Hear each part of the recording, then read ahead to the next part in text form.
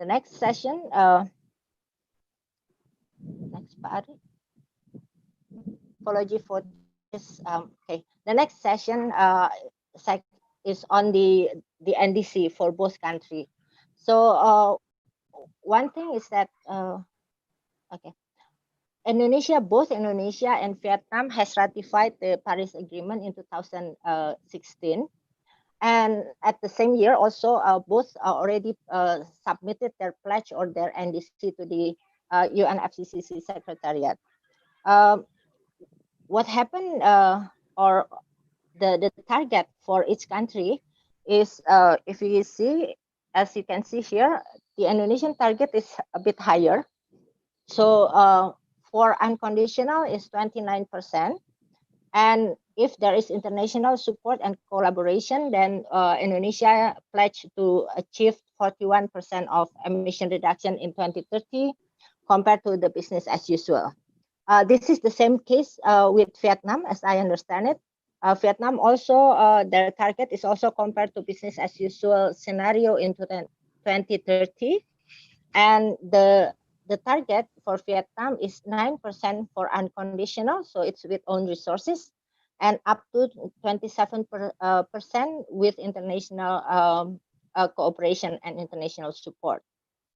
And for both countries, the energy sector is expected to contribute the highest emission in terms of greenhouse gases emission in 2030. And there is a slight difference on focus of the role of renewable energy in NDC in how do you call it, in energy sector. For example, in Vietnam, the focus is more on renewable energy power plant, power generation from renewable energy, and also domestic consumption, so for domestic use. While in Indonesia, the part of renewable energy will be achieved through intervention or actions in power generation, in transport sector, as well as in industries. The next one, Pak. Okay. As a summary also, what happened is in Vietnam, there are two scheme, FIT and ACT, that basically is really helping Vietnam in progressively developing their renewable energy sector. In Indonesia, there have been a number of policies, but unfortunately, the situation is not as good as what happened in Vietnam. Another issues that we also check here is on the reporting and MRV of greenhouse gases, both emission and emission reduction. So in the case of Indonesia, the Ministry of Environment and Forestry is the one that responsible for both the greenhouse gases inventory as well as the MRV of mitigation actions or projects. But of course, as we already know also that the NDC or the mitigation actions will not only come or will not only under the Ministry of Environment and Forestry. Most of them are with other sectors such as energy, agriculture, as well as industry. So in Vietnam, in the case of Vietnam, the Ministry of Natural Resources and Environment is working on the greenhouse gases reporting, but the MRV is not as comprehensive as the one in Indonesia. The next one, Pak Ari. So if we are talking about the NDC and the role of energy, especially renewable energy, both countries, as I already mentioned, basically using a target compared to BAU scenario, while the BAU itself has a different base year. which Vietnam take 2014 as the base year, and Indonesia used 2010 as the base year. So it's basically the starting point of the prediction or projection of uh, business as usual emission is starting in that point in 2014 for Vietnam and 2010 for Indonesia. Uh, so the total BAU emission estimated in 2030 is, as you can see here, Vietnam is less than 1,000 million ton, while in Indonesia it's 2,800, almost 2,900 million ton. Um, and the if you are talking about the greenhouse gases emission target, then Indonesia seems to be more ambitious, as I already mentioned. And also, this is also interesting to see the changes in the, how do you call it, the time frame. Sorry, the situation at the base year and the situation expected in the target year. For example, in Indonesia, there is a significant change because during the base year, during the 2010 up to now, maybe the largest emission coming from LULUCF land use change and forestry, while in 2030 it is expected the biggest will be coming from energy. While in the case of Vietnam, for both the base year as well as the target year, it is expected coming from energy. The next one, Pari. So if we are talking about the renewable energy target, then what happened is that for Vietnam, renewable energy will contribute to 25% of the target, of the national target, right? While in Indonesia, it will be up to 22%. Uh, uh, that is in terms of percentage, but of course, because of the scale is different, then the megaton of CO2 equivalent, it will be different as well. Uh, the the difference between the two countries is that Indonesia put higher priority on power plants, renewable energy power plants, renewable energy used in industry and transport, especially biofuel, and also the strategy is different, of course, and I think this is understandable because Indonesian contribution or target is bigger than uh, what what is it in Vietnam, and in Indonesia. Renewable energy has been seen not only for mitigation, not solely for mitigation purposes, but it's also it has a lot to do with the rural community economic development and remote area as well. And also Indonesia has a plan to have this renewable based economic development throughout the country, especially for those area that has no access to energy at the moment. Next, Pari. So if we are talking about the legal basis and the current development, um, uh, there is, even though both countries already ratified the Paris Agreement, there is a big difference in terms of basic regulation for implementation. Because in Vietnam, there is already a plan for implementation of Paris Agreement on climate change as a regulation in 2016.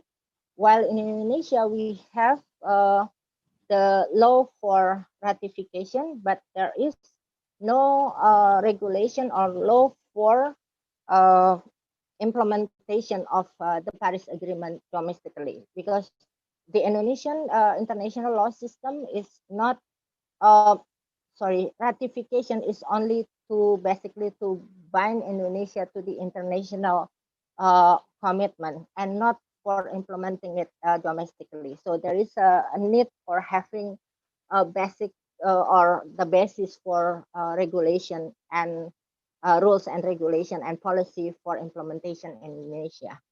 Uh, the next issue is on the MRV. Uh, Indonesia already have the MRV system, but of course we still in the process also, so there might still be some improvement, especially on the verification part of it. And in Indonesia, I already mentioned earlier that we don't have yet any policy or regulation for implementing the climate actions and the Paris Agreement, basically.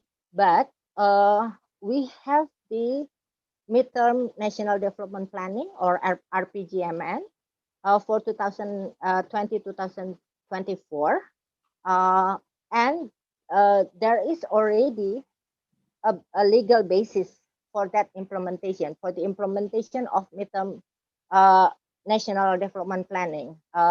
It is the government regulation number 18 2020. So why I mention it, as I can I would like to say that this is kind of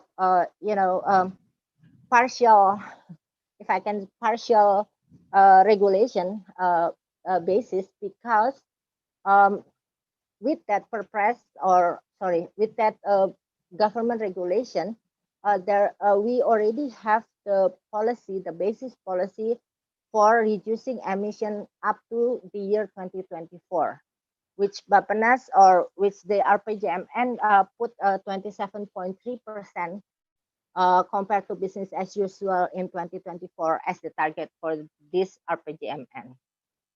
The next one, Pari.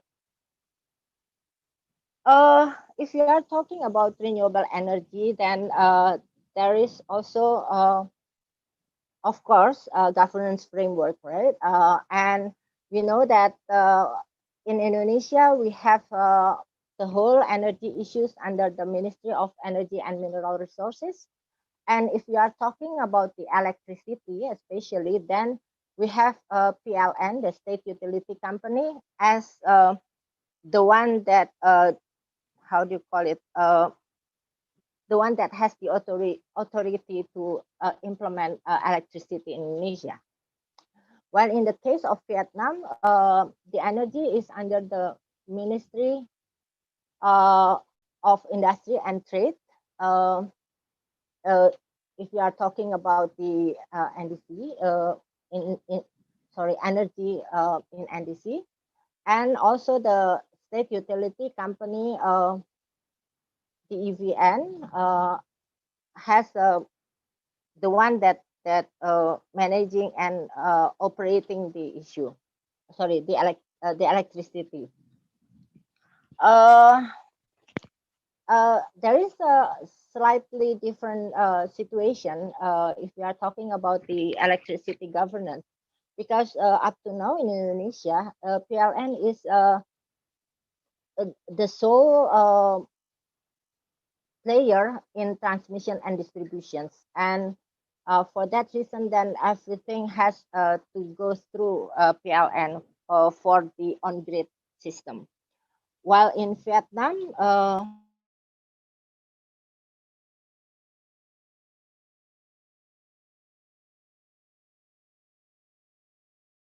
sorry for that. There will be more efficient power market scheme, and the pilot already started in 2015 and is planned to be fully operational by 2021. The next one, Pari. Yeah, if we are talking about NDC, about energy, renewable energy, then there is one issue that very important. It is on about the investment. So as you can see here, in Vietnam, based on the Vietnam renewable energy strategy, there is a plan of having 14% growth annually. While in Indonesia, there is for the period of 2019 to 2024, the target is to have like average growth of 25% annually. And in Vietnam, there is a feed-in tariff and avoided cost tariff that really help the sector to be developed. While Indonesia had or implemented the feed scheme before, but there have been some changes, and we are looking forward for the new regulation on the renewable energy pricing, and hopefully this will make things better, because what happened now is that with the change of the scheme, then investor lost confidence. I mean, like from the feed-in tariff to the current system, and there is the confidence on, especially on the policy stability and reliability. The next one, Pari. Okay, next. So, what is it on the role of non-state actors in the renewable energy sector? Because this is what we are trying to see based on the discussion with colleague at KIFOS. This is what we would like to see, uh, how basically non-state actors can contribute in the effort to achieve NDC target. So both countries are basically at the moment still heavily rely on fossil, especially coal. And at the moment, there are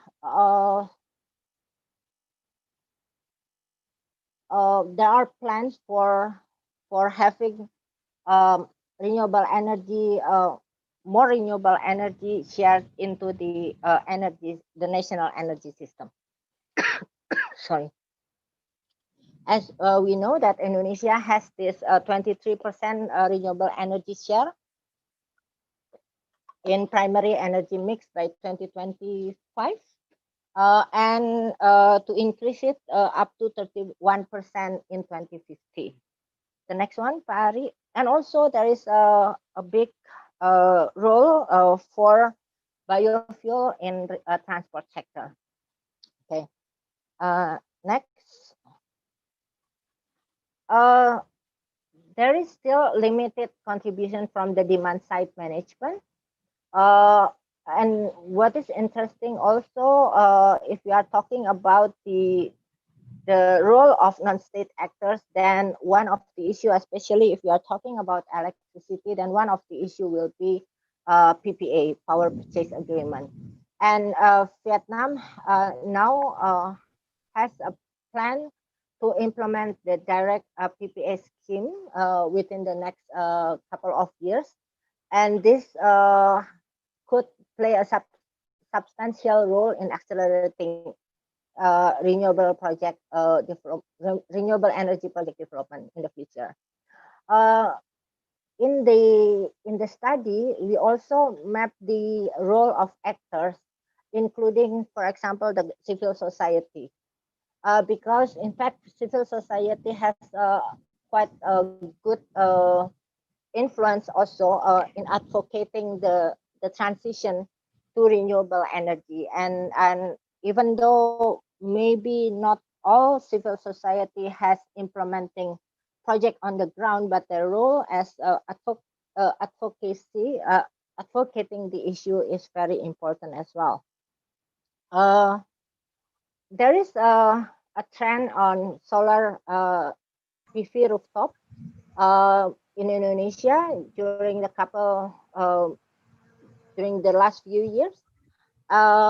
This is quite interesting development, even though there is an issue on the how do you call it, the export import of electricity from household to the grid, because PLN has put this 35% energy deduction from energy being exported to PLN grid. The next one, Pak Ari. So if we are talking about the role of NSA, according to the, I need to make it clear that according to the UNFCCC, if we are talking about non-state actors, then subnational government is also regarded as part of the non-state actors. So subnational government is not the government. So if we are talking about the state under the UNFCCC, so the state is the central government. So both Indonesia and Vietnam also has the strategy or plan for renewable and or for energy, including renewable energy at the both at the national as well as the local level. And this is also important because the role of the subnational government then will be from doing the planning all the way into supporting and facilitating the renewable energy projects as well. Next, Pak Ari. I hope that you can bear with me because it's quite a long presentation that we have here. So what happened is that at the moment, Vietnam has quite already a big a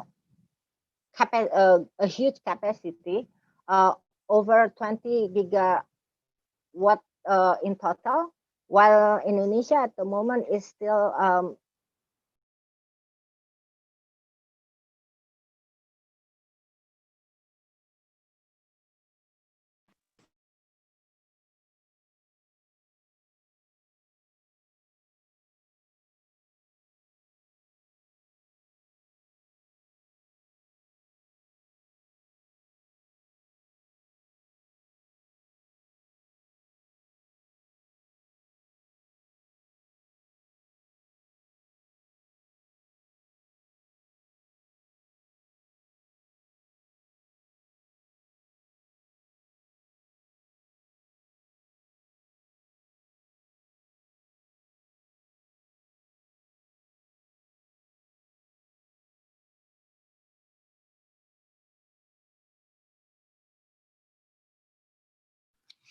Ibu Kuki, you are dropping off the line.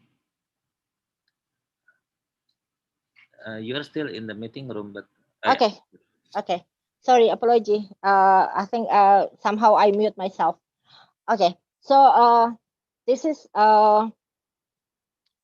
this slide shows that for Indonesia, as far as we know that Indonesia has no plan for power market unbundling. But maybe a colleague later from the Ministry of Energy can also share with us the plan for the future. What is interesting for Indonesia, if we are talking about the role of non-state actors, is the opportunity, in fact, for private sector to come into this replacement program of old plants, of fossil-based plants, with renewable that already announced by the Ministry of Energy recently. Next, Pari. On the transport sector, this is always an issue on the different price between domestic market and international market. This is what happened with Indonesia, because then the government has to give subsidy to adjust the price. The next one, Pari. Yeah, I think I already mentioned most of the issue here earlier, so maybe we can just continue to the next one, Pari. This is also already mentioned earlier. So basically, the role of CSO really varied from doing research, think tank, advocacy, all the way to implementation, especially for small scale projects. Next, Mbak Ari.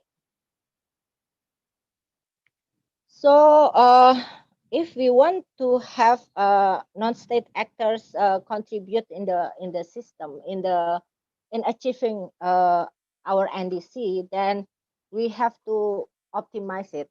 We realize that there are both in both countries there are quite a number of issues, uh, similar issues.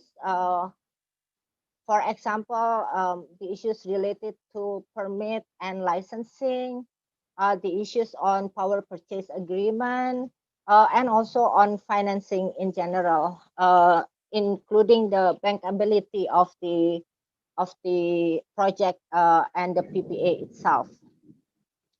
So there is also another issue if we are talking about the regulation.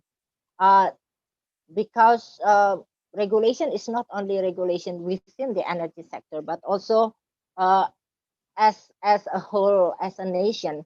And there are some conflicting regulatory issues that make this renewable energy investment become less attractive. So we need to improve the enabling condition for renewable energy project investment. Next, Pak Ari. And the other points, as a summary of this, how we can optimize the non-state actors' contribution is by increasing technical capacity of the NSA, non-state actors, both as especially the one that will develop the project, as well as the financial institutions or the one that providing the financial resources. Um, and also the role of the government here is very important to basically to increase cooperation with between domestic institutions and international partners, uh, so that there are there will be more opportunity for both to develop the renewable energy. And another issues that I think is becoming interest of both Indonesia and Vietnam also is on the domestic carbon market. And there, from what I understand, both countries are still working on the regulation for having this renewable, sorry, for having this domestic carbon market. And one thing that we found urgently needed if we want to have a domestic carbon market is an, a good and adequate MRV system, because we need to track, we need to record, we need to track all the transaction to ensure that the environmental integrity will be preserved, and also to avoid double counting and double use of emission reduction. Next one, Pak Ari. So one of the issue already mentioned earlier as well, but I think one of the issue that is important is on the permits and licensing procedures, because if we are talking about developing renewable energy, then there are uh, a lot of permit issues need to be granted, as well as licensing. So simplifying the process, or having like maybe one stop uh, service will be a good one, and will help the potential developer as well. The other issue, of course, the bankable lack of bankable PPA, power purchase agreement, and to secure the project financing, uh, and also the I think this is also the issue of confidence from the from the financing sector, to because of the potential risk of renewable energy project. Next one, Pak Ari.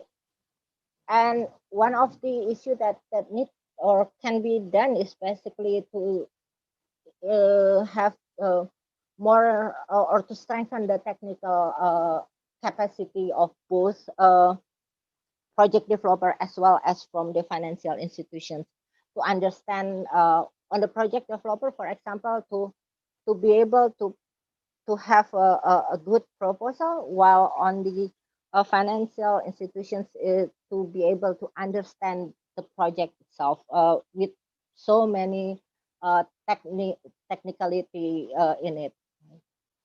Uh, in Vietnam, if we are talking about specific regulatory issues, in Vietnam, there is a different strategy and a set of priorities of national strategy for climate change and the renewable energy development strategy. I think this is a classic issue because one talking about the climate and the other one talking about the energy issue. So um, sometimes there are things happen like this.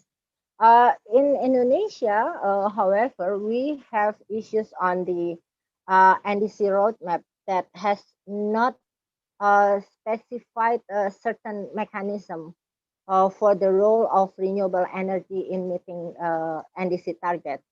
For example, whether renewable energy would be included as part of the offset mechanism for the emission trading system, or any other mechanism that can be developed by the government. For example, like I mentioned earlier, the the replacement of the existing or the old fossil-based power plants with renewable energy units, for example. The next one, Pari. Uh, the next issue is on MRV and also domestic carbon market. So national MRV system is still a challenge. There is still a we need to have a better integration as well as a better quality of data. And then on the regulation and policy, uh, we need to improve the national MRP scheme to be able to not only to record but also to track the emission reduction resulted from the mitigation actions. So in Vietnam, for example, there is an articles on greenhouse gases mitigation and carbon pricing that currently being drafted to be part of the revised Vietnam's law on environmental protection. And there is, if I'm not mistaken, there is an expectation to have carbon pricing as a pilot starting in 2024. In Indonesia, the issue of MRV, which is mostly bottom up, is we still need to have like a clear how do you call it picture also on the on MRV and greenhouse gases inventory, so that the two can basically complement each other. And then at the moment, we have heard that the government is in the process of preparing presidential regulation on carbon pricing. We still it is still in the process, so there is not much that we can say about it at the moment. Next, Pari. So next. Okay, the next one is we need to promote investment in renewable energy, right? Uh, the issue is especially the biggest issue for investment in renewable energy is the risk that is there, and especially the risk because of the, I can say, uncertainty of the long-term policy, as well as technical procedures for this is happening for both countries.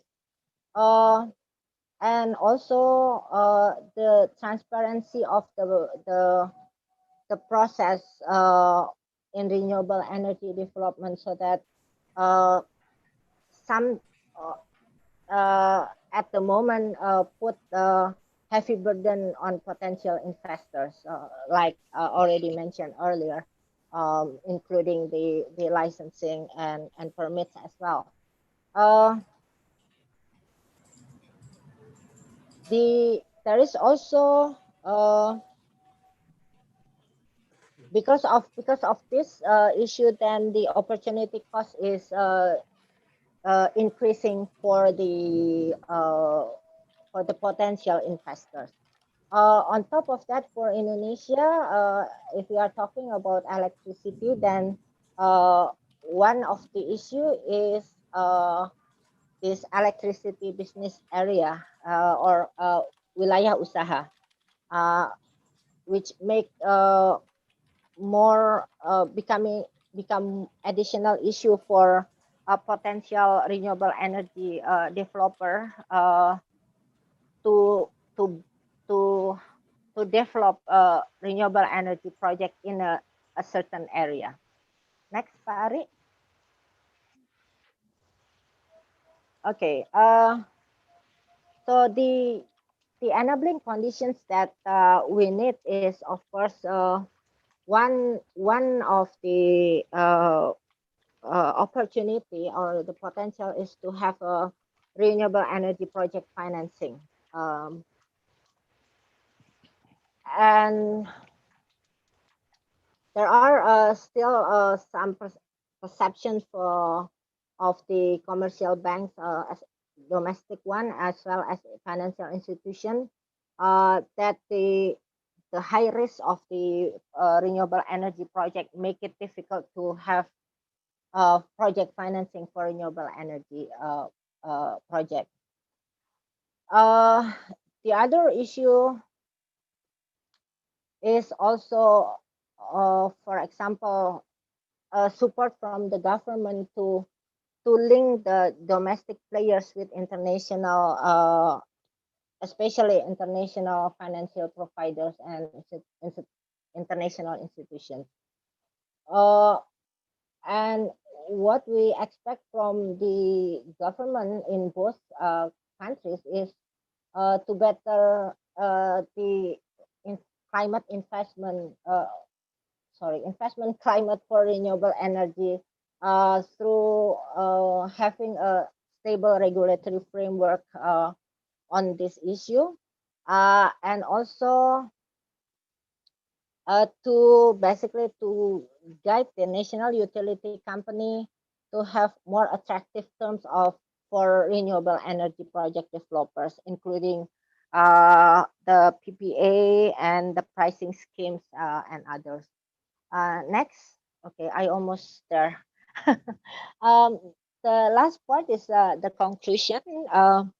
So this is basically to what we would like to share here is to for us to for both country and also for maybe later for other countries also to learn from each other. For example, in Vietnam, the feed-in tariff has really helping in renewable energy investment. Uh, but there is also an issue on the, for example, on transmission and distribution grid expansion. Uh, and this is something that still need to be, as I understand it, will be uh, uh, addressed by the Vietnamese government as well. Uh, in another issue, which is very good happening in Indonesia is that on the reporting of greenhouse gases emission and greenhouse gases emission reduction, where all power generation units, be it fossil or renewable, has to report to the online platform with the Ministry of Energy and Mineral Resources, this Apple Gatric system, and uh, there is an expectation that the renewable energy can develop faster so that we can achieve the, for both countries to achieve the 2030 NDC target. Next, Pak Ari. Another lessons learned that we can have from our colleague in Vietnam is the direct PPA. And I think this is quite interesting to for us also to explore this one. Uh, yeah, and I think sorry, another another issue that really need to be addressed by both is on the pricing issue, and then the project financing, and of course, as I mentioned earlier, one of the basic requirement is the a stable and long-term policy, relevant policy in the renewable energy. Next, Pak Ari. So there are also opportunities to boost the renewable energy with the role of non-state actors. For example, the demand side management. This is something that may be overlooked in a way. The cooperation or collaboration with international community is also another area that can be explored, both for financing, but also for other technical support as well. And last but not least is on the issue of transparency and accountability, because as we all know as well that the difference between the Paris Agreement and the previous climate, global climate regime is under the Paris Agreement. All countries has to be responsible of their emission and emission reduction.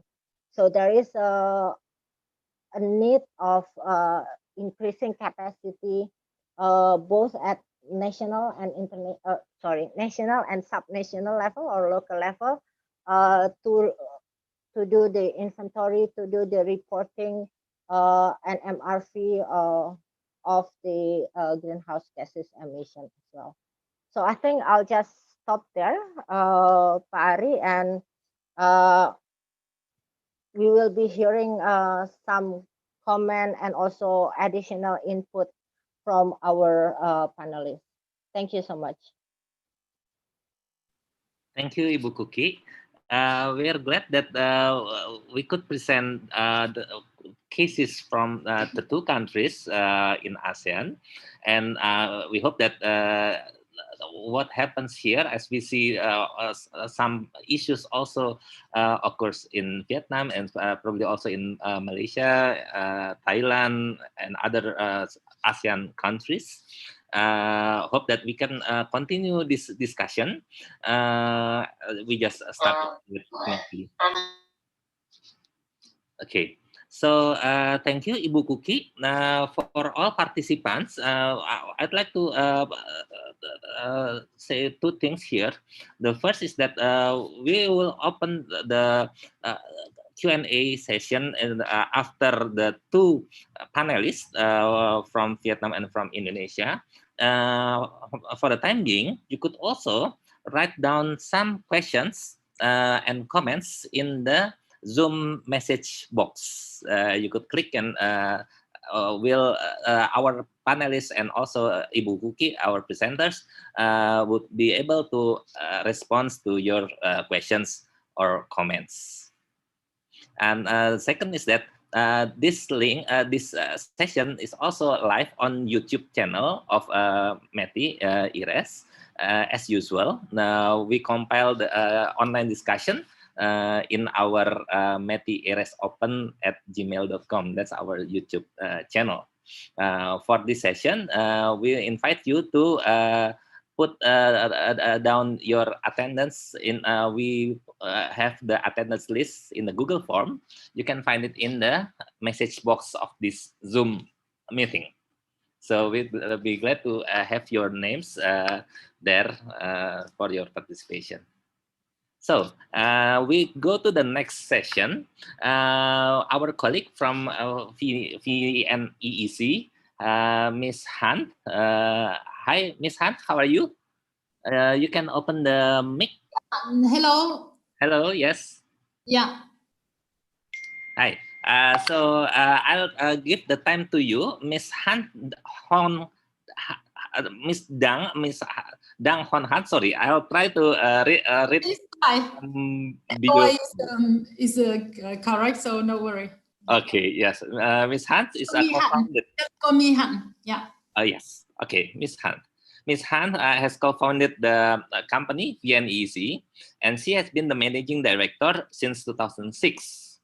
Ms. Han has been supervising and managing the pipeline of more than hundreds of carbon emission reduction projects in the several platforms: CMD, CDM, Gold Standard, CDM, and then Gold Standard, and Voluntary Carbon VER, Gold Standard VER, and also Renewable Energy Certificate (RSC) in Vietnam renewable energy sector. Ms. Han is is the key person to lead VNEC to become the biggest consultant in low emission projects and in Vietnam. Ms. Han has been working in the field of climate change since 1995. So this year would be your 25th year, your silver anniversary for working in the climate change. Congratulations to you. So she has experience working in Vietnam, Cambodia, Laos, PDR, and also in Germany.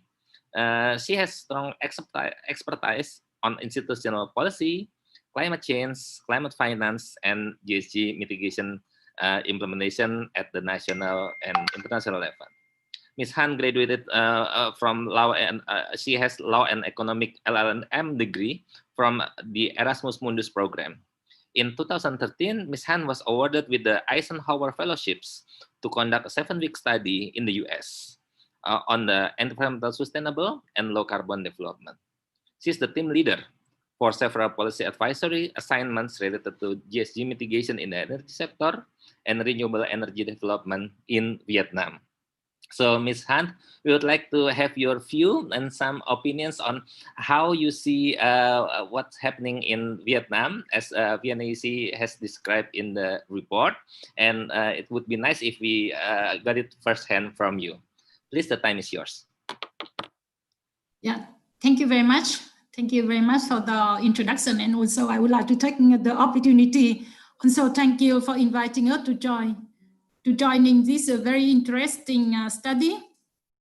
Yeah, we can see that the study is structured quite well, and then with this similar structure for the two countries, make it quite easy for us to compare the situation in the two countries. So yeah. In general, my comment, thank you also, Cookie, for very comprehensive synthesis report of the two countries that give very good overview. And then we see that the two countries have a lot of similarities in renewable energy potential, and then also in the institutional structure, legal regulation to develop and use the renewable energy in the two countries. As well as the same commitment from the two governments to implement the Paris Agreement in the two countries, and then Of course, it's also obvious to see that the renewable energy in the two countries become important to contribute to the NDC targets of the two countries. But we also see that there are some, of course, aspects we can learn from each other. Vietnam is some aspect is a bit ahead compared to Indonesia, but in some others, Indonesia is faster. So it's good, like we can see that in each sector or each aspects we can learn from each other. And then we can see that there are the opportunity, there are the high potential, but then still that the utilization of the renewable energy in both countries can be like scaled up and can be like promoted by the government by also need some let's say innovation by the government to change in the policy and also enabling environment to really scale up the renewable energy in both countries. Then it can really contribute to the NDC as expected. Yeah, so this is general comment. And then for the specific comment, I would like to also to discuss a bit like for the Vietnam, to highlight a bit for Vietnam. This is not only 5 gigawatt for renewable energy, because this is not, I think, accounting at the small scale hydropower project. We have about up to now 3.6 gigawatt from small hydropower projects. So in total, we have 8.6 gigawatt from renewable energy sources in Vietnam already. And then we also see that for the power, renewable energy generation from Vietnam, we are in like 3 times higher than those are currently utilized or generated from renewable energy in Indonesia. But then you also said like for the NDC targets, like the targets from NDC of Indonesia is a bit more ambitious than Vietnam. And then we start from now, starting point, you can say that you have less renewable energy generation currently, but we aim for the higher targets. So I also would like to hear from you all and also the panel later, like how you like do you see that is a realistic for Indonesia to meet the target, and what kind of really breakthrough policy that you need to really you can like deliver the 23% of renewable energy by 2025. This is very ambitious from my point of view, because you can see this is a big gap with the current status and the future and the targets, and yeah, in a quite short time.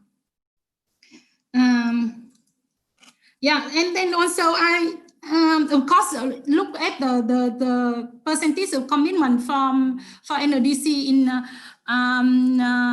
Indonesia and Vietnam. You can say that Indonesia is the more ambitious, but also like you can look at the structure of the greenhouse gas emissions from two countries a bit different. You have more LULUCF accounting for more emission, greenhouse gas emission in the whole portfolio, but for Vietnam we have more from energy. So sometimes like comparison also have to look at the structure rather just at the number, but of course in terms of the number is you can say so.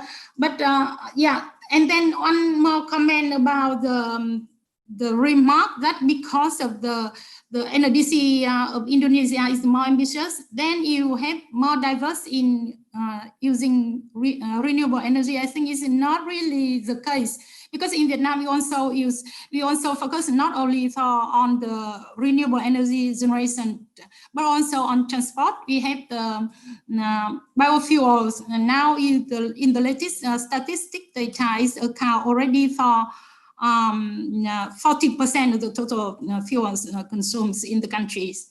So I think in transport we also focus on biofuel. So this is not only like yeah, but maybe you have more potential in some other sectors for renewable energy. This is why you also have more activities. in your renewable energy. Yeah, and so this is just a comment based on the presentation of the cookie, but I also have the slide here and just would like to share a little bit further detail. Yeah, can I share the screen now? Yes. Yeah, okay. Just a moment, please. Yeah. Nhưng mà chị sợ nói ở trên cái...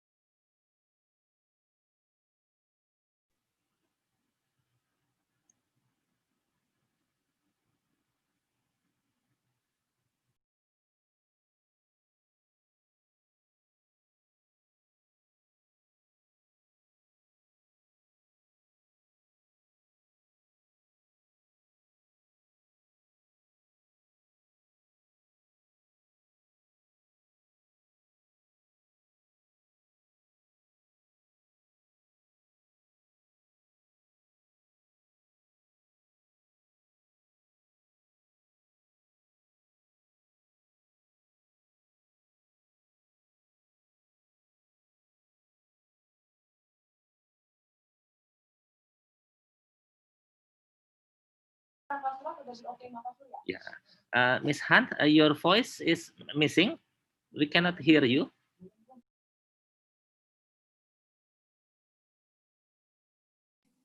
Yeah, so can you see the screen now? Yes, I can. We can see the screen. Yeah. Clear. Yeah. So this is a very quite short presentation. I just yeah, would like to give some like further detail. Here is like comparison of the two NDC.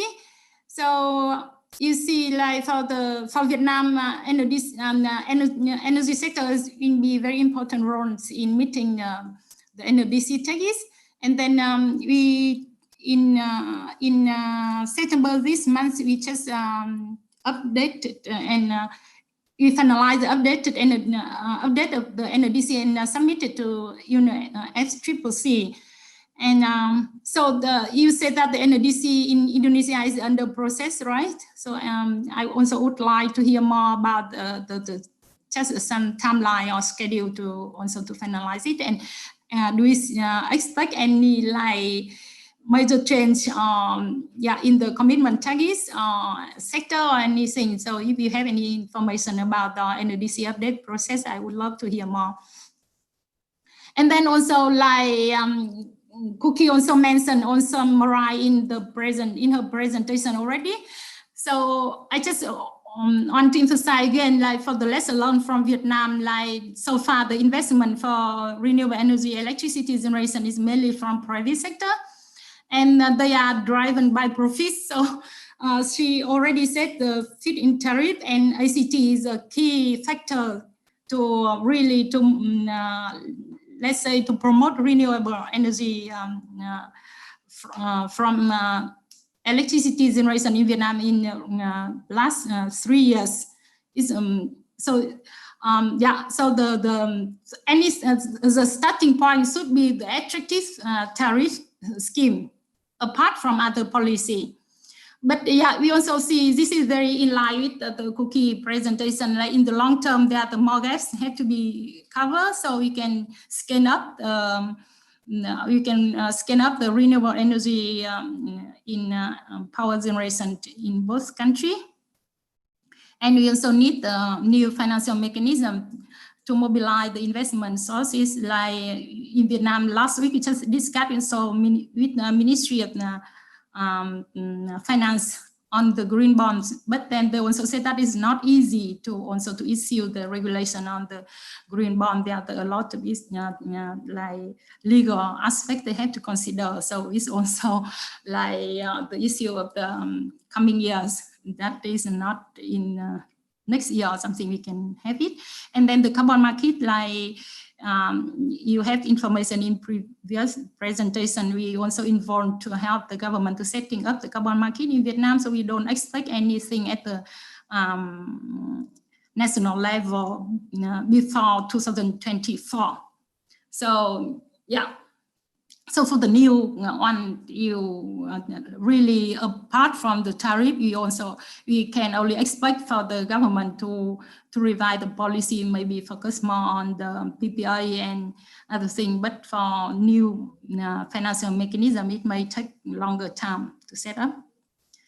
So this is just to emphasize, to give you like the highlight again on the policy of the government. Like you can look at the wind power sector, for example. So you see that it had the policy, the feed-in tariff since 2011, but until 2018 that it changed, it revised the tariff, and then also because of the investment cost is reduced, so it also caused a kind of the more booming in the market in Vietnam. So it's especially for the solar power sector. So before 2017, you see very few projects, but now it's had already more than 4.6 gigawatt already.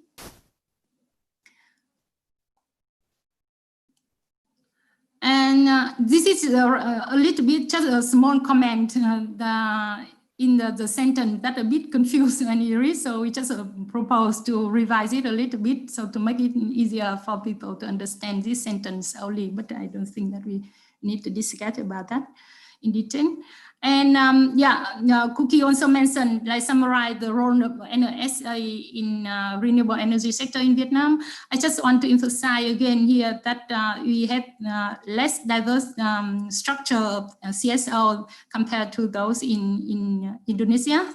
And then most of CSO in Vietnam in renewable energy sector are still operating, are operated based on the support from international sources. So we need to be more independent and need a strategic approach in the long term.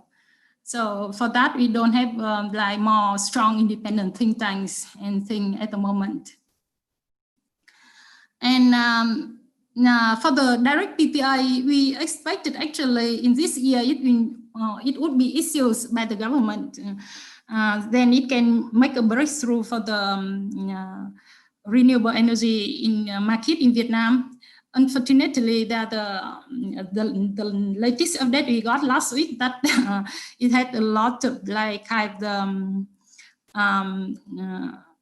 unwillingness from other ministry of the government to that might like block the issuance of this pilot phase. So we don't expect anything new coming in this year.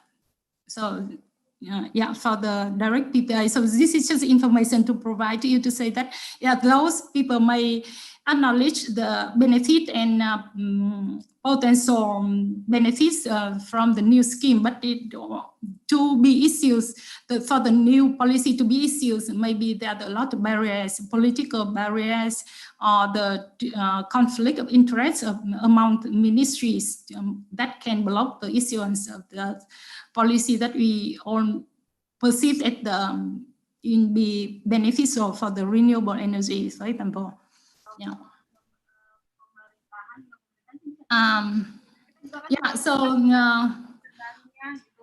For the summary, I just want to say that two countries are very similar for in the structure, in the management, and then also, as I mentioned, also the role of non-state actors. So definitely, we expect that this is the first time we are invited to participate in the study, but we find it very useful also to learn from Indonesia experience and the ambitions and also plan. So we expect that we can do more in the future. And so we would also be happy to update you for the even beyond this project scope for any development of the government of Vietnam on the renewable energy sector and also on the carbon market, that we think that it can benefit also for Indonesia or for information or also exchange of experience. So again, thank you very much all for also inviting us and also for participating in the discussion today. Yeah, any question, please feel free to ask us. Thank you. Thank you, Ms. Han. So it's quite amazing how you do it in Vietnam.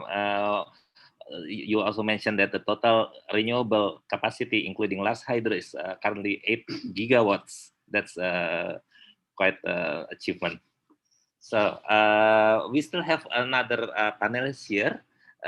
We'll continue with the next panelist, Mr. Hardif Harisitumeang.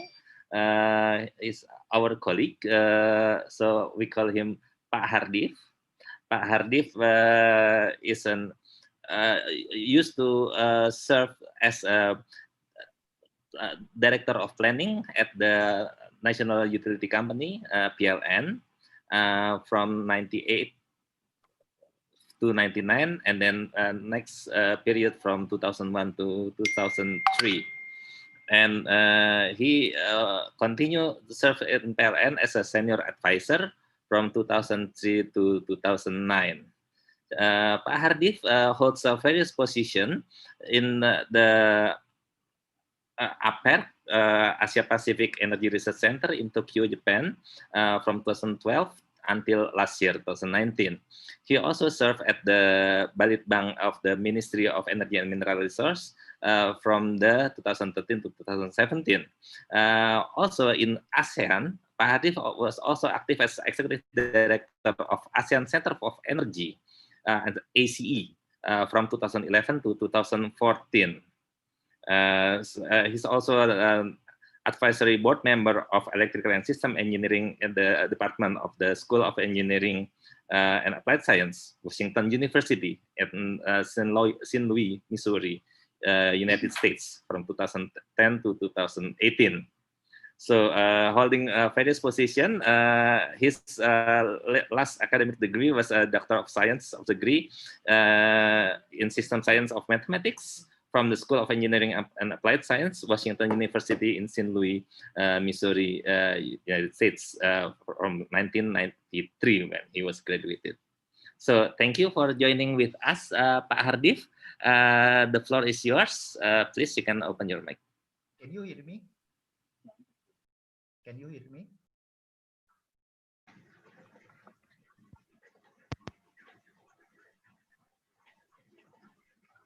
Iya, Pak Hardif. Can you hear me? Silahkan Pak Hardif. Sudah, bisa Please, dengar you ya? can start. Bisa dengar ya? Kecil sekali suara Bapak. Oke, ini gimana? Masih kecil, Pak. Karena mungkin mikrofon Bapak kepekaannya berbeda, sensitivitasnya. Kalau saya buka gini gimana? Enggak juga ya? Tidak terlalu banyak bedanya. Mungkin Bapak cabut kabelnya, maaf. Kalau Bapak pakai laptop, misalnya kabel headsetnya dicabut, mungkin lebih baik mikrofon dari laptopnya. Ya. Tidak. Ini gimana? Bisa? Enggak ya? Bisa, Pak. Cuman memang kecil suara Bapak. Mohon maaf. Kok gitu ya? Ini kalau ini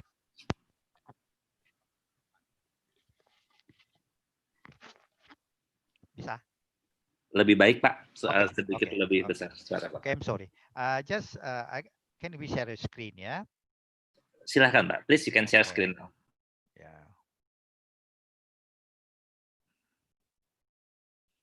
Okay. It's okay? Good? Yes, we can see that, Pak.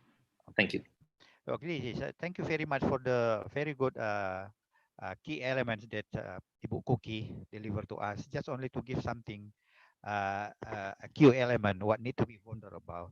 Just only to emphasize what we have discussed, and then what need to be done further to be pondered, particularly for to accommodate the increasing level of penetration renewable energy, particularly for the variable renewable energy. You see this one? I think this is everybody knows, linkage in global stock take, yeah, the transparency, 5-year cycle of NDC. This is some opportunity the other side, and also we have already have complete. I think Bukoki, I think it need to be elaborate further to see this, yeah, already closing linkage of the permanent SDM, yeah, and also for the MRV, and also for mitigation, inventarization. Yeah, what is the linkage? Yeah, this is good already in Indonesia. And this is the so you see this the linkage between the uh, regulation from Ministry of Energy and Mineral Resources, and then link it to the also for Ministry of the Environment and Forestry about the verification, yeah, verification and also mitigation and also registration office. I think it need to be you may see that later. Now, many things need to be done. Yeah, one thing here as an example, everybody knows about this. Yeah, the BIU and Action 1, 2, 3, 4N, yeah, and aggregated, and then we know, and also this one per sector. But sometimes we need, it's not just per sector, but we need per action. This is very important things, yeah, in order to be tracking. Now, this is also the conditional, unconditional, Ya, and Mbak. then and Ini the clear. Masih okay action. And the emission gap. This is very good to support the discussion about NSA. And then it is one of the key report. Yeah, it's a report from the emission gap report 2018. What is one of the key message is non-state actors, untapped emission reduction potential from private sector and subnational level. So this is very clear. Yeah, the the increasing the role of NSA is a very good, to maintain our emission reduction uh, for the regularly, but how to make it there to engage that. What they said here, non-state supply as important role in delivering national pledges. Non-state supplemental action could provide allow to raise that ambition. Second point, NSA including regional, local government business is a key.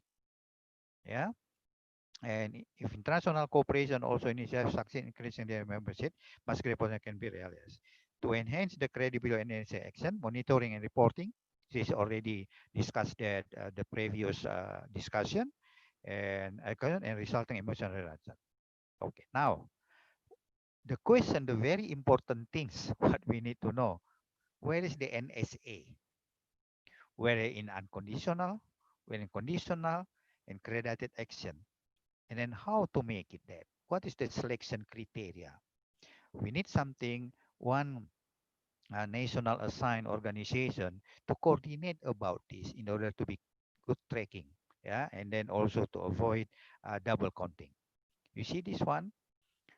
Okay, conditional and then say in conditional and unconditional. Yes, it's right. Uh, and then how make a process? What kind of require process at national level? So the system tracking and MRV is very good, and so we can track that, and also to avoid the double counting. You see here some key issue we discussed this before. So just only additional, I think Bu Koki already discussed this, to national plan to attract, yeah, what we need to be done.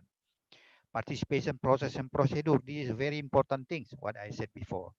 Type of system incentive, criteria, mechanism, and procedure. We have to make it there at national level so the NESA, we will know their position. Integration part of national action, type of engagement, collaboration, type of action, time frame, and MRV system. Ibu Koki already mentioned this. So available adequate social financial support, Ibu Koki did, but we have to make it someday. Identification, required policy and regulation, fiscal policy and policy. This is so in order to have some very clear, yeah, and accountable process at national level, we need to be done. So we don't have to discuss about this. We know about it. Now, uh, okay, I think everybody knows about this primary fossil for fuel emission, yeah, and secondary from net land use change for carbon emission, and also human influence has grown since special report 4, assessment report number 4. Now, this is also for the 2 degrees Celsius, yeah, which one? This is the list patch, yeah, the list cost patch, yeah, 2030, in 2100, and then minus 40 to 70% 2010 by 2050. Now, and also this is by fifth assessment report mentioned about 45% 2010 and levels, yeah, by 2030, and then net zero 20. This is many right now. Every country, particularly in Europe, they follow this. Now, Indonesia already discussed about this 2 weeks ago. This is just only okay. In this STI, yeah, long-term greenhouse gas emission development strategies. So Indonesia 250 long-term. So they are still working on it. This is make a good opportunity for renewable to increase the role of renewable to be a next NDC of Indonesia, because uh, Indonesia plan to have it. Indonesia 2050 long-term low greenhouse emission development strategies. This is according in line with Paris Agreement Article 419 and also Decision 14721 Paris Decision paragraph 35. This is under process. Why I show you this, because this is one of the uh, signal, yeah, to give a positive signal in moving forward, increasing the role of the renewable, yeah, in the world. Yeah. Now, so what is the Singapore? Singapore also they make it announcement officially. They're picking 2030, but they don't mention yet about the net zero emitter, whether 2050 or whether 2100. But they are very clear. But you see here, yeah, picking 2030. Now, what's this? Many people, I'm sorry, many countries, but Austria, yeah, carbon neutrality, and also Denmark, yeah, and European, yeah.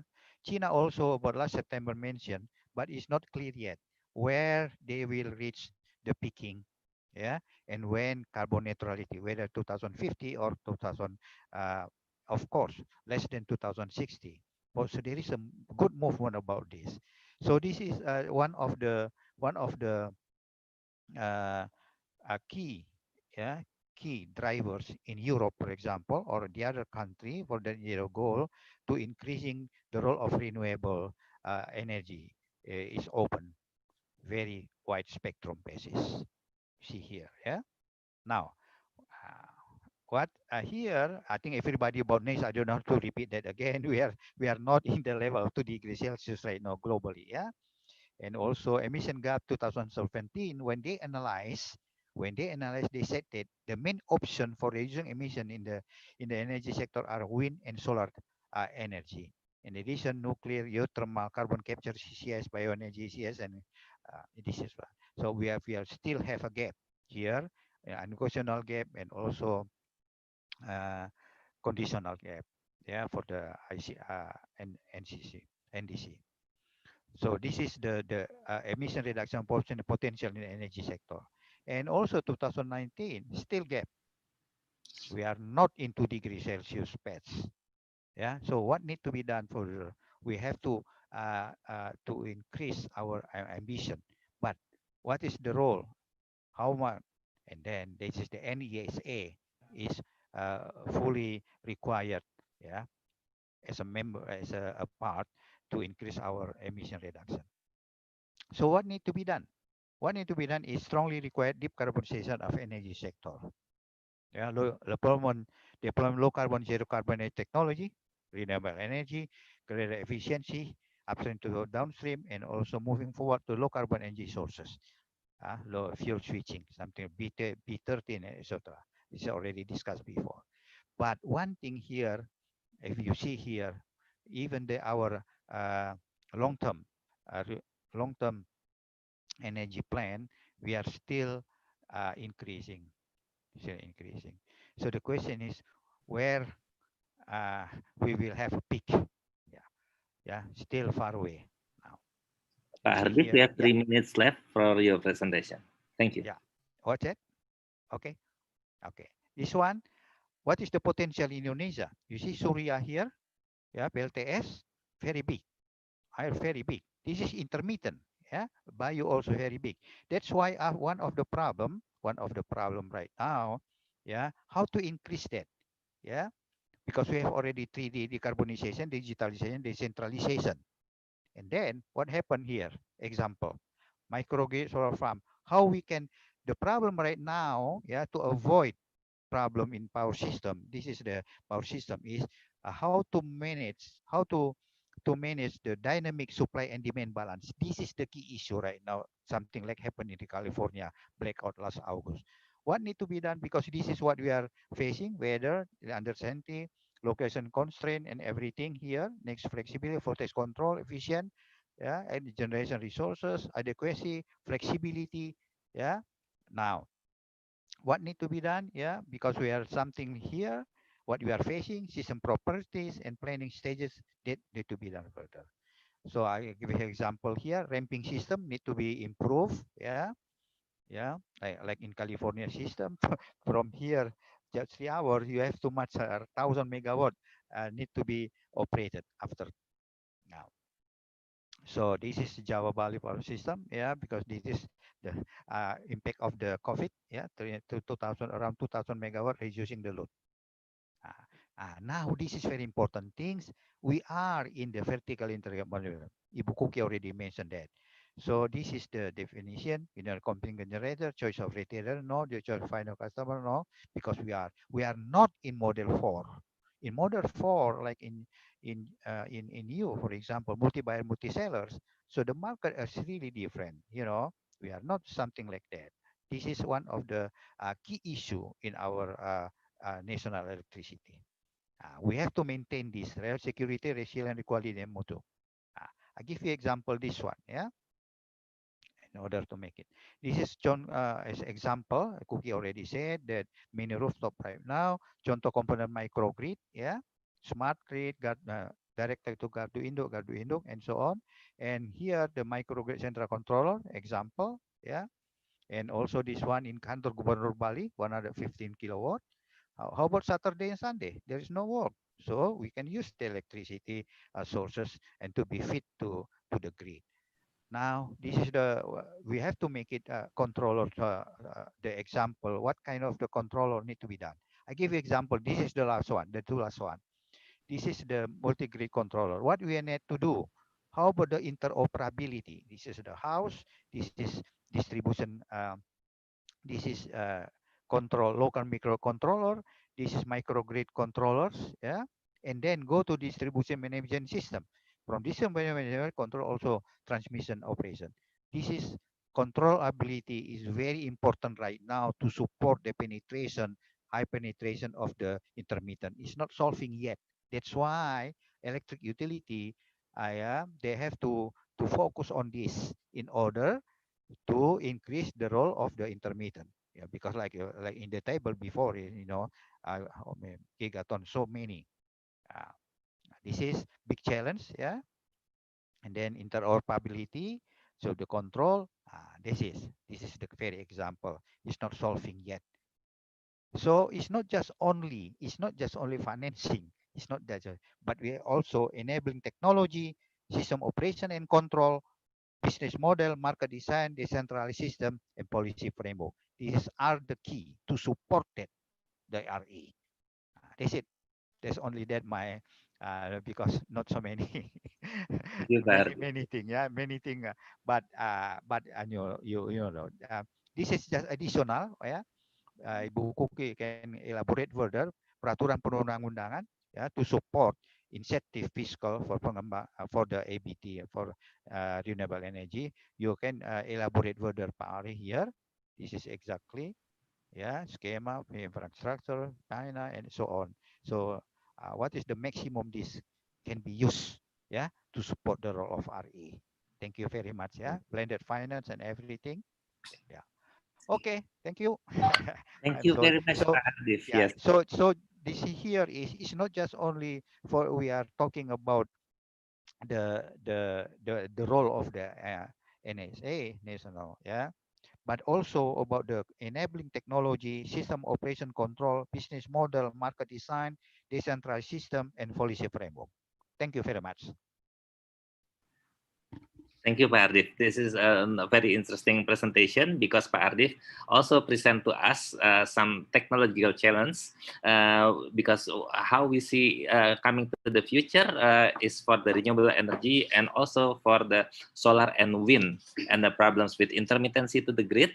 And perhaps we would have slightly different issues in Indonesia and Vietnam, as the Vietnam grid is more to the continent type, while Indonesia is more to like archipelago and small islands. Can I give you some as an interconnection project here? You see, Vietnam have interconnection also with Cambodia, Vietnam, and so on. They have also Vietnam sooner or later, if they increase right now about 4,600 megawatt PV. If they increase double, there's the problem interoperability need to be solved. For system forecasting, to manage dynamics, supply and demand balance become a key right now if you want to increase. So Vietnam also will face about this. But because the Greater Mekong, they don't have yet the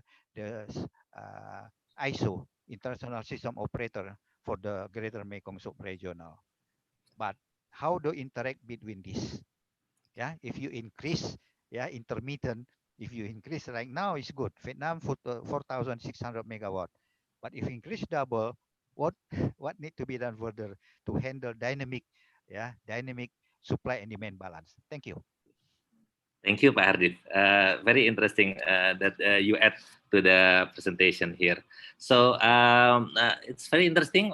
We'd like to open the Q&A session to the audience. Please, if you would like to ask directly to the participant, the presenters, or to the panelists here, you may open the mic if you have any question. Pak Ari, can I respond to Ms. Han comment earlier? Okay, Ibu Kuki, you may proceed. Okay.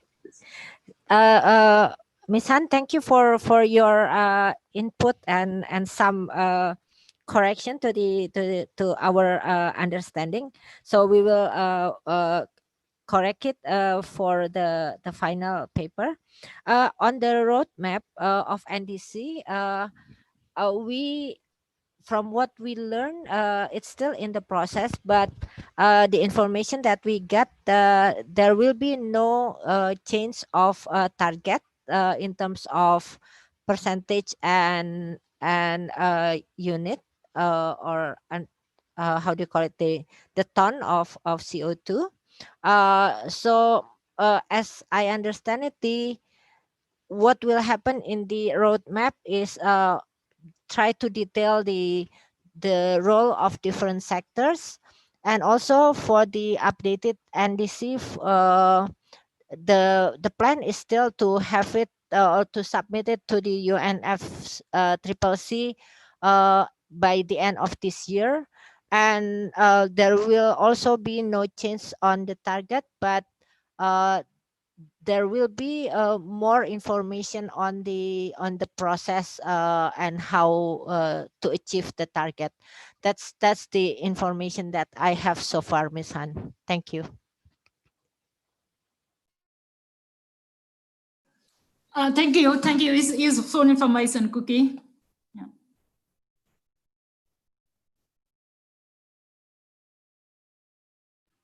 Okay, Bu Kuki, you have other comments to Ms. Hunt or Pak Hadi?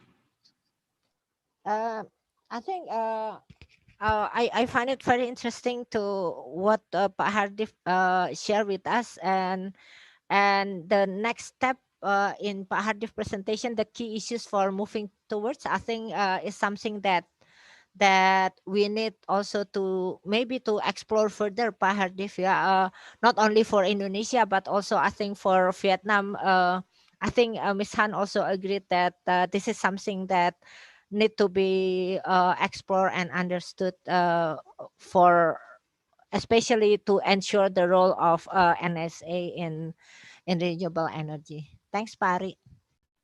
Thank you. Any other questions from the audience? You may open the mic if any participants would like to pose questions to the presenters. If not, I may have one comment to Ms. Han's presentation that renewable energy capacity, which is now up to 8 gigawatts total capacity, is including large hydro. And if it's not including large hydro, the capacity could be something like 4 or 5 gigawatts. So my question, the large hydro is not considered as renewable energy power plant in Vietnam. Is it just recently decided, or was it from the beginning that the Vietnam government only considers small hydro as renewables and not large hydro? Yeah, no. I have to correct that. The 3.6 gigawatt. This is from small-scale hydropower project. According to our government, the hydropower projects below 30 megawatt is considered part of the renewable energy. So this is renewable energy for small scale, but not for large scale. So yeah, this is a still consistent policy of the government since the beginning. Yeah. Is it clear for you? Yeah, 3.6 megawatt I mentioned. This it is small scale hydropower project, not large scale. Above 30 megawatt is no longer counted at yeah. Okay. This Thank you. calculation. Yes, looking at the capacity of renewable energy in Vietnam is quite impressive. Following the comment from Pak Hardif, the last one, how you see it as for exporting power to other countries if Vietnam keep increasing their renewable energy capacity, in particular to smooth out the intermittency perhaps, or to meet other objectives of Vietnam government? No, so far I don't think the government have any policy to export energy, because we still have very high demand for electricity in Vietnam. So in opposite, we have to import electricity from Laos and China. So even Cambodia in the long term. So I don't think any plan to export electricity, because there is still shortage in the electricity supply in the country. Yeah, even in the next 10 years, it will become more severe. The shortage will become more severe. Yeah, so then the government still had to develop in parallel, because the problem with renewable energy is, I think, the same, not in own country, not only typical for Vietnam or Indonesia. Sometimes the scale is quite small compared to, and then stability of the sources to supply to the grid is not stable compared to other sources. So in parallel, still the government have to have the plan for the thermal power plant, but of course it's use more like advanced technologies, but not the polluted technology for the thermal, and also for the gases, for the electricity generated from the gases. There are some big projects in the center of Vietnam. Also signed the MOU recently with some countries to develop the LPG project for electricity in Vietnam. Yeah. So in parallel with the develop the scale up the renewable energy, we also have to like provide the stable source of electricity. So this is also challenging for the government in the making the master plan and managing the electricity generation and sources in Vietnam. Okay, quite interesting that perhaps in the next session we may invite some representative from maybe Thailand or Cambodia that has the opportunity to export electricity to Vietnam. And as you just mentioned, in the long run, you may even need more power supplied from other countries. That would open up opportunities for renewables in those countries if they can export to Vietnam. So this is the global economy. Everyone is depends on everybody else. Very interesting. Okay, so since in the beginning we haven't got the opportunity to have the comments from Pak Surya, METI's chairman. Pak Surya, if you are available, please, we would like to have your insights to this session.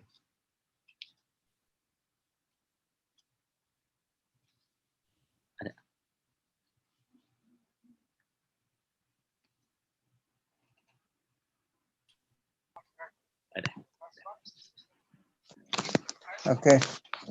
Assalamualaikum warahmatullahi wabarakatuh. Good afternoon, everybody. First of all, I would like to thank to all of you and welcome all of the participants, specifically to Miss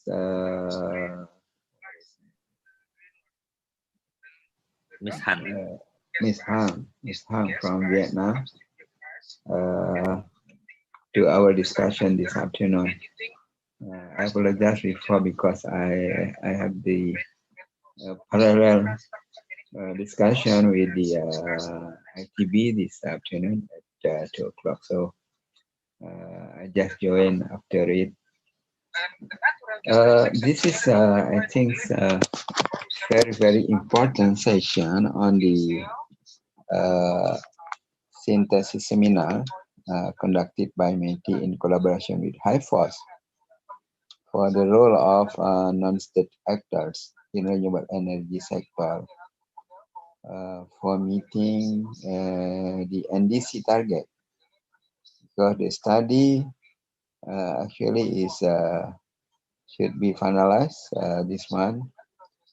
So to complete this study, of course, we from METI as well as our colleague from Vietnam and Philippines as well, but the Philippines is not present today.